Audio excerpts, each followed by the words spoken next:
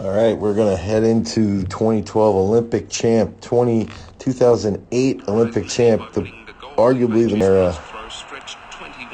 And this is going to be a good one because one of the things with Majewski is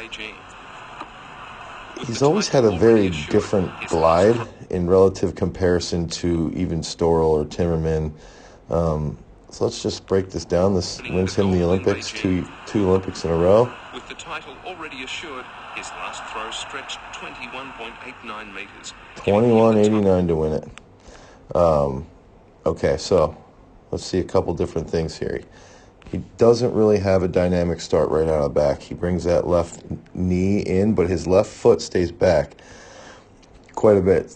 That's the start there. So a lot of gliders, and I actually prefer to coach bringing that left big toe into that right heel, but Majewski doesn't do that. Left leg sort of shoots to that corner, but what that ends up doing is that when he does that, it really loads that right quad. Okay, so out of the back, he's holding a really good position here with his left arm. His right quad is loaded, and if we pay attention to how flat-footed his right foot is right here, okay? His left side is past the midway point, and he's still flat-footed. Now, one thing I don't like is how high that left does get and how it really gets super deep, because I think that does lead to some issues he has. Now, issues he has, he's a two-time Olympic champ. He gets to a little bit of a funky spot here where it almost looks like he's falling backwards, and his right knee sort of sits here. He almost gets like a flat-footed grounding position here in the middle before he starts to open that left arm. So then he sort of sinks forward without rotating his knee, without rotating his foot.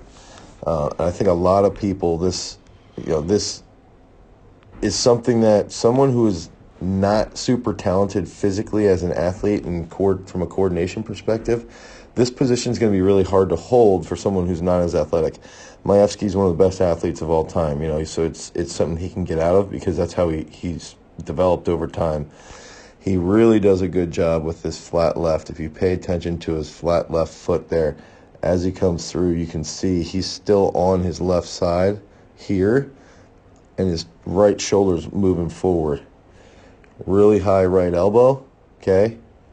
Slight bend in the knee, not a ton.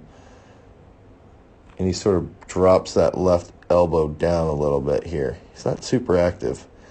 Now, one thing I don't like is when he reverses, he's like toe and then heel on his reverse, but his heel doesn't get there until his super high left leg rotates his hips.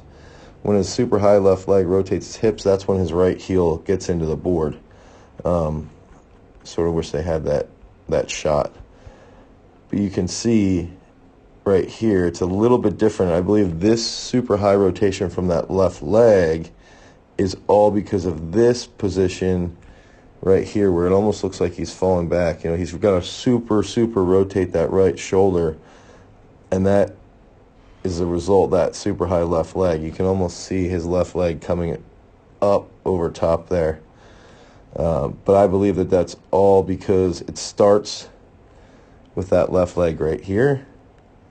Okay, so then that leads to this, and then that leads to that position over top on the reverse, which is a very peculiar glide position that's not easy to coach, and I would say with a lesser athlete I wouldn't coach that, but with somebody like Majewski, and he's developed into one of the greatest ever, he's a two-time Olympic champ, do it, get consistent, keep executing it well, and you're going to drop major bombs and potentially be a two-time Olympic champ like he is. So if you like these technical analysis, head over to throwsuniversity.com.